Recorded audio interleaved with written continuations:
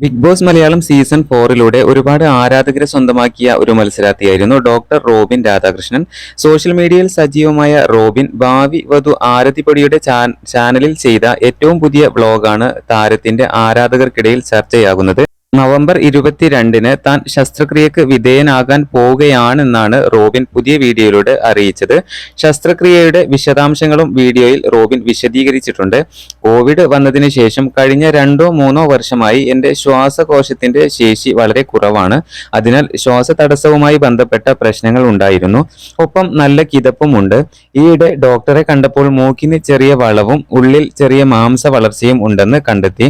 അതുകൊണ്ട് ഈ വരുന്ന 22-ന് എന്റെ ശസ്ത്രക്രിയയാണ്. 21-ന് ആശുപത്രിയിൽ പോകും. 22-ന് ശസ്ത്രക്രിയ നടക്കും. ഓപ്പൺ റീനോപ്ലാസ്റ്റി ചെയ്യാൻ പോകുന്നു എന്നാണ് റോബിൻ അറിയിച്ചത്. ശസ്ത്രക്രിയ കഴിഞ്ഞ് ഒരാഴ്ച വരെ നോസിൽ പാക്കേജ് തുടരും. കൂടാതെ 1 മാസത്തോളം മുഖത്ത് നീരുണ്ടാകും. ശരിയായി ശ്വസിക്കാൻ കഴിയാത്തതിനാൽ കുറച്ച് ദിവസത്തേക്ക് എന്റെ ശരീരത്തിന് ആവശ്യമായ ഓക്സിജൻ ലഭിച്ചിരുന്നില്ല. അതിനാൽ ഞാൻ വളരെ ക്ഷീണിതനായിരുന്നു. തലകറക്കവും ചിലപ്പോൾ വാഹനമോടിക്കുമ്പോൾ കണ്ണിൽ ഇരുട്ട് കയറുന്ന പ്രവണതയും ഉണ്ടായിരുന്നു. എനിക്ക് ചെറിയ BP ഉണ്ട്. ഈ ലക്ഷണങ്ങൾ കണ്ടപ്പോൾ ഉയർന്ന BP ആണെന്നാണ് ആദ്യം തോന്നിയത്.